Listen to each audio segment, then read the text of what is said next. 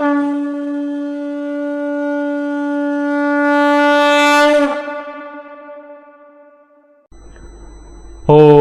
নমো ভগবতে বাসুদেবায়।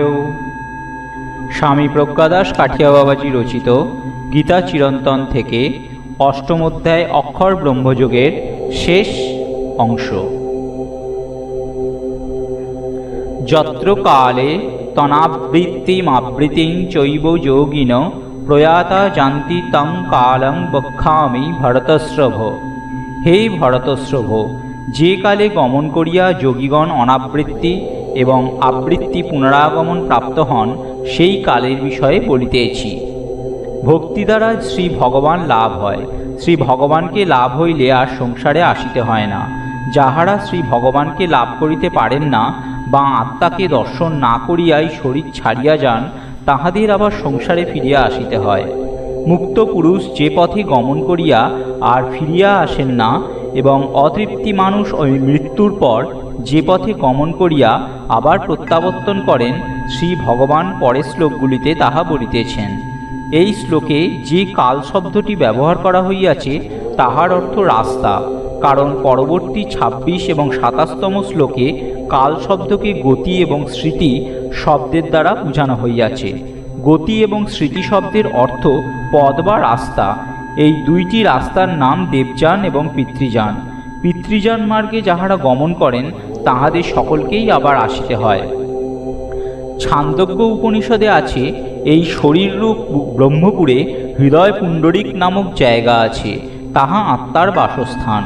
রাজার যেমন অনেক দাসদাসী থাকে, সেইরূপ হৃদয় পুণ্ডরিকে অবস্থিত প্রভুর জন্য ইন্দ্রিয়, মন, বুদ্ধি প্রভৃতি অনেক নিযুক্ত আছে। রাজার যেমন গৃহ থাকে, সেইরূপ পরম প্রভুর জন্য হৃদয় পুণ্ডরী দহর নামক রাজার রাজগৃহ আছে। এই হৃদয় পুণ্ডরিকের এই দহর গৃহে আত্মা স্বমহিমায় দীপ্যমান। তাহাকে লাভ করিয়া জীব মুক্ত হন। অন্তর আকাশে যিনি এইভাবে বিরাজমান, তাহাকে অন্বেষণ করা আবশ্যক। যিনি তাহাকে জানিতে পারেন না, তাহাকে ফিরিয়া আসিতে হয়। বেদান্ত দর্শনের 4th অধ্যায়ের 2য় পাদের প্রথম সূত্রটি হইল, বাংনৌনৌষি দর্শনাৎ সদ্গুরু দাসজিকে দেখাবো শব্দাচ্চ। শ্রুতি বলিয়াছেন, প্রয়াণকালে মৃতপুরুষের বাকীন্দ্রিয় মনের সহিত সমতাপ্রাপ্ত হয়। বৃহদারণ্যক উপনিষদের 4th অধ্যায়ে জনক যাজ্ঞবল্ক্য সংবাদ বিবৃত হইয়াছে।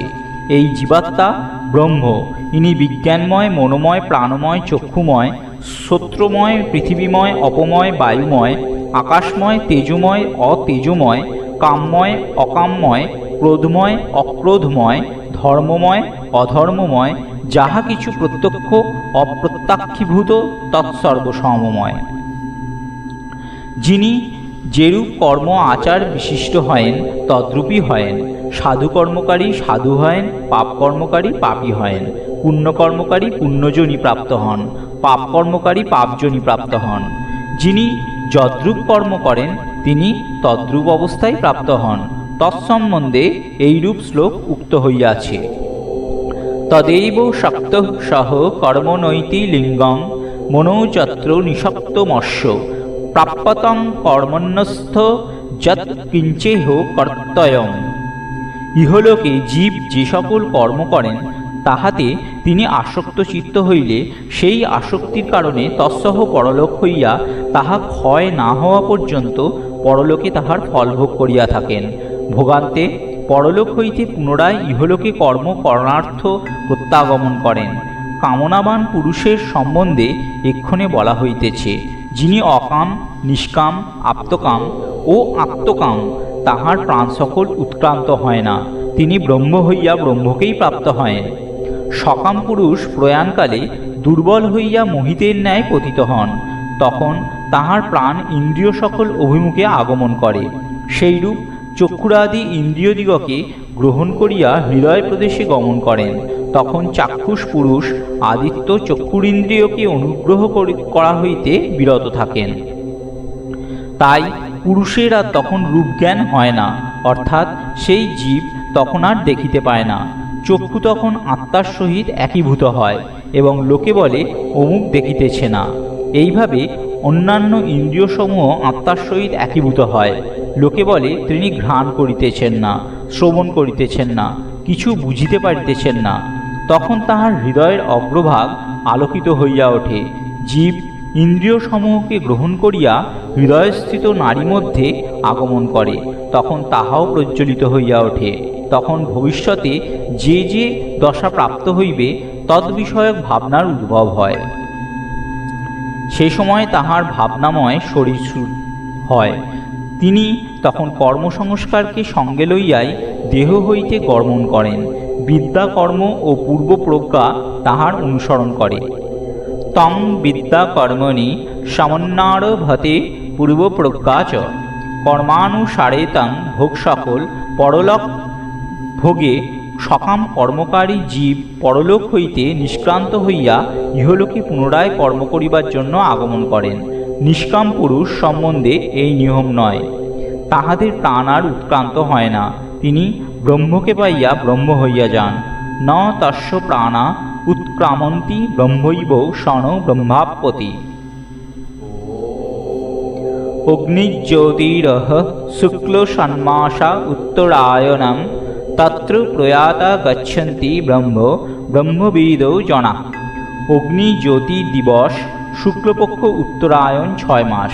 সেই মার্গে প্রয়াত ব্রহ্মবিদ পুরুষগণ ব্রহ্মলোকে গমন করেন। নিষ্কাম ভক্ত শরীরত্যাগের পর প্রথমত অগ্নি, তাহার পর জ্যোতি দিবস শুক্লপক্ষ এবং উত্তরায়ণের ষণ্মাস, এই কয়স্থানের দেবতার দ্বারা নীত হইয়া ব্রহ্মলোক লাভ করেন। আমরা পূর্বে দেখিয়াছি যে সকলেরই মৃত্যুর সময় হৃদয়ের নাড়িমুখ প্রজ্বলিত হয়, কিন্তু ভক্তের ক্ষেত্রে বিশেষ এই যে এই সময় মোক্ষদ্বার নামক মূর্ধন্য নাড়িও বিকশিত হইয়া ওঠে। ইহা সম্ভব হয় শ্রী গুরু সান্নিধ্যে ভক্তের হৃদয়ের অপূর্ব প্রশান্তির বা প্রসন্নতার জন্য। এই নাড়ি সুষুম্না নামেও অভিহিত। ওই নাড়ি ব্রহ্মরন্ধ্র পর্যন্ত বিস্তৃত এবং সূর্যরশ্মির সহিত সংযুক্ত। ভক্তের উৎক্রামণ কেবল ব্রহ্মরন্ধ্র পথেই হইয়া থাকে। শ্লোকে উল্লেখিত অগ্নি, জ্যোতি, অহ, শুক্লপক্ষ ও উত্তরায়ণ শব্দগুলি চেতন অতিবাহিক দেবতা। ছান্দোগ্য উপনিষদে উল্লেখ আছে যে ব্রহ্মবিদ পুরুষ অর্চিরাদি মার্গ প্রাপ্ত হয়েন। এখানে অর্চি শব্দে অগ্নি বুঝিয়া হইবে, অর্থাৎ প্রথমে অগ্নিকে প্রাপ্ত হয়েন। অর্চির পর অহর ভীমানী, অহ শব্দের অর্থ দিন, দেবতাকে, তৎপরে শুক্লপক্ষাভিমানী দেবতাকে, শুক্লপক্ষাভিমানী দেবতার পর উত্তরায়ণ ষণ্মাভিমানী দেবতাকে, ইহার পর ক্রমান্বয়ে সংবৎসরাভিমানী দেবতাকে, আদিত্যাভিমানী দেবতাকে, চন্দ্রাভিমানী দেবতাকে, তৎপর বিদ্যুদ্ভিমানী দেবতাকে প্রাপ্ত হয়েন। তৎপর অমানব পুরুষ তাহাকে ব্রহ্মলোক প্রাপ্তি করান। এইটি দেবপদ, এইটি ব্রহ্মপদ। এই পদ যাহারা প্রাপ্ত হয়েন তাহারা পুনঃ পুনঃ আবর্তনশীল মনুষ্যলোকে আগমন করেন না। সাধক অগ্নিলোকে বা অর্চিলোকে বা জ্যোতিলোকে উপনীত হইবা মাত্র তত্ত্বত্র অধিষ্ঠাত্রী দেবতা তাহাকে দিব্যালোকে লইয়া যান এবং তত্ত্রত্র অধিষ্ঠাত্রী দেবতা তাহাকে শুক্লপক্ষ দেবতার লোকে বহন করেন। এইভাবে তড়িৎলোক পর্যন্ত গমন করিলে এক অমানব পুরুষের আবির্ভাব হয় এবং তিনি উপাসককে ব্রহ্মলোকে লইয়া যান। ব্রহ্মলোক শব্দে দুইটি অর্থ হইতে পারে, যথা ব্রহ্মার লোক, ব্রহ্মা শব্দে হিরণ্যগর্ভ প্রজাপতি সৃষ্টিকর্তা ইতি কার্যব্রহ্ম বা ব্রহ্মা, আর প্রধান অর্থটি হইল পরব্রহ্ম। নিষ্কাম সাধক পরমাত্মাকেই প্রাপ্ত হয়েন। শ্লোকে যে অগ্নি, অহ, শুক্লপক্ষ ইত্যাদির কথা বলা হইয়াছে, ইহারা ব্রহ্মলোকে গমনশীল পুরুষের বহনকারী দেবতা। কারণ বৃহদারণ্যক এবং ছান্দোগ্য শ্রুতিতে বলা হইয়াছে, স এতান ব্রহ্ম গময়তি, তিনি ইহাদিগকে ব্রহ্মপ্রাপ্তি করান। বিদ্যুতের উপরে অমানব পুরুষ কর্তৃক নীত হয়েন। বরুণাদি তাহার সঙ্গী হইয়া উপকার করেন। বৃহদারণ্যক বলিয়াছেন, তান বৈদ্যুতান পুরুষ মানস এত ব্রহ্মলোকান গময়তি, যাহারা নিজ ব্রহ্মস্বরূপ ভাবনা করিয়া শ্রী ভগবানের বা অক্ষরাত্মার উপাসনা করেন, তাহাদিগকে অর্চিরাদি দেবতাগণ পরব্রহ্মকেই প্রাপ্ত করান, কার্যব্রহ্মকে নহে। নিষ্কাম সাধক এই শরীর হইতে উত্থিত হইয়া স্বয়ং জ্যোতি পরমাত্মাকে প্রাপ্ত হইয়া স্বীয় ব্রহ্মভাব প্রাপ্ত হন। ইহাকে ব্রহ্ম সাযুজ্য বলে। কার্য ব্রহ্মোপাসক কার্য ব্রহ্মকে, পরব্রহ্ম উপাসক পরব্রহ্মকে প্রাপ্ত হন। ভগবান শ্রীকৃষ্ণ পরব্রহ্ম, যাহারা শ্রীকৃষ্ণকে সর্বাত্মজামী, সর্বনিয়ন্তা, সর্বকর্তা, সৎসংকল্প, সর্বাত্মা, শুদ্ধ, অপাবৃদ্ধ ইত্যাদি রূপে উপাসনা করেন, তাহাদের দেহান্তে পরব্রহ্ম প্রাপ্তি শ্রুতি উপদেশ করিয়াছেন। অর্চিরাদি মার্গে গমনান্তর পরব্রহ্মকে প্রাপ্ত হইয়া নিষ্কাম ভক্ত স্বীয় স্বাভাবিক রূপ প্রাপ্ত হন। বেদান্ত দর্শন 4th অধ্যায় 4th পাদ 1ম সূত্রের নির্বাক ভাষ্য। অর্থাৎ তাহারা দেবকলেবর কি অপর কোনো বিশেষ ধর্মবিশিষ্ট কলেবর প্রাপ্ত হন না। শ্রুতি যে সেন শব্দের ব্যবহার করিয়াছেন, তাহার দ্বারা ইহা নিশ্চিত হয়। শ্রুতি যথা এব মে বৈশ্য সম্প্রসাদ হস্মাচ্চিরাৎ সমুত্থায় জ্যোতিরূপ সম্পদ্য সেন রূপেণাভিনিষ্পদত্তে। ইহার অর্থ, এই সংসার দুঃখ বিমুক্ত সম্প্রসাদ প্রাপ্ত পুরুষ এই শরীর হইতে সম্যক উত্থিত হইয়া পরম জ্যোতিতে প্রতিষ্ঠিত হন এবং এইভাবে স্বীয় স্বাভাবিক বিশুদ্ধ ভাব লাভ করেন। এখানে যে জ্যোতি শব্দ ব্যবহার করা হইয়াছে, তাহা আত্মবোধক। শ্রী নিম্বাক শিষ্য শ্রী নিবাসাচার্যজি লিখিয়াছেন, তস্মাৎ দর্চিরাদিনা পরং ব্রহ্মোপসম্পদ্য স্বাভাবিকেন রূপেণাভিনিষ্পদতে প্রত্যগাত্মেতি সিদ্ধম। অর্থাৎ অতএব অর্চিরাদি গমন করিয়া পরব্রহ্মে সম্যক প্রতিষ্ঠা লাভ করিয়া জীব স্বাভাবিক দেহাদি বিকাশশূন্য বিশুদ্ধ রূপ প্রাপ্ত হন। ইহাই সিদ্ধান্ত হইল। আনন্দকে প্রাপ্ত হইয়া স্বয়ং আনন্দ হইয়া যান। শ্রী ভগবান বলিলেন, হে কৌন্তেয়, আমাকে প্রাপ্ত হইলে আর পুনর্জন্ম হয় না।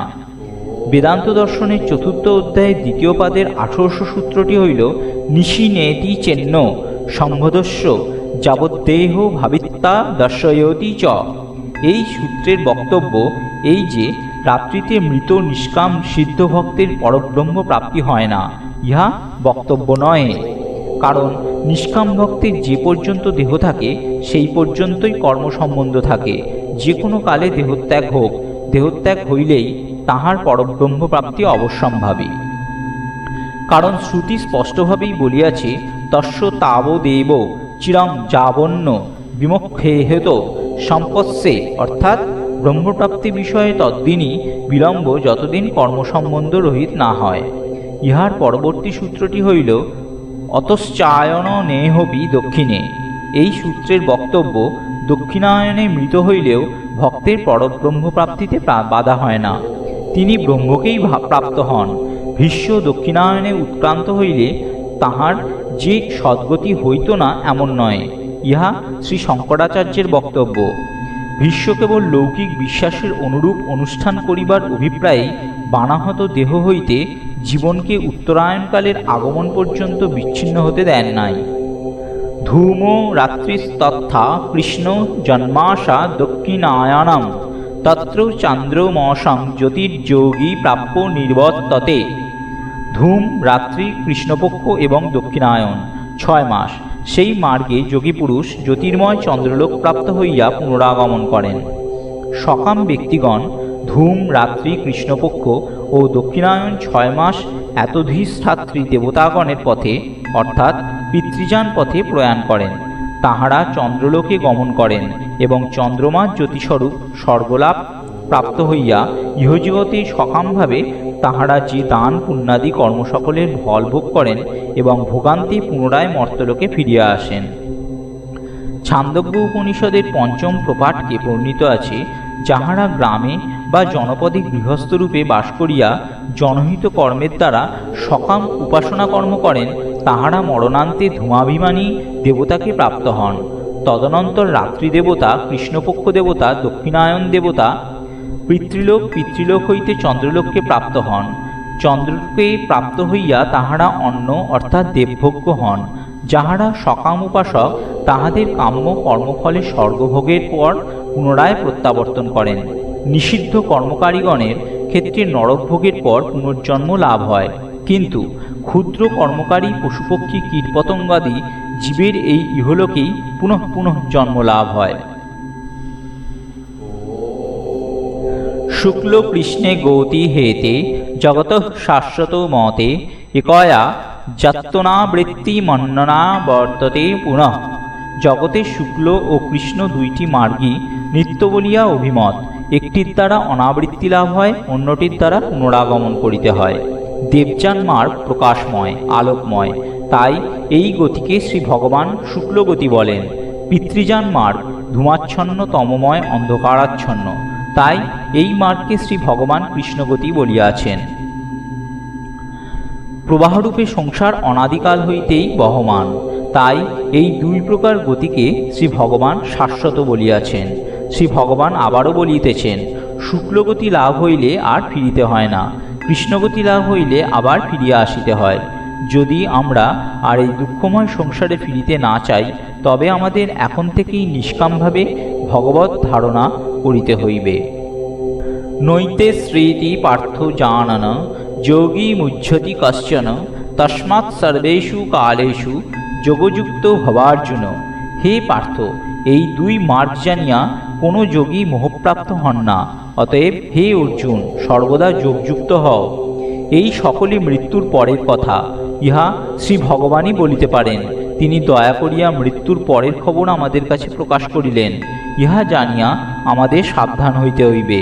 আমরা যেন কখনোই মোহগ্রস্ত হইয়া, কামনা বাসনা পরায়ণ হইয়া, জাগতিক ভোগে লিপ্ত হইয়া না পড়ি, রাগ দেশযুক্ত হইয়া না পড়ি, তাহা হইলে আবার আসিতে হইবে।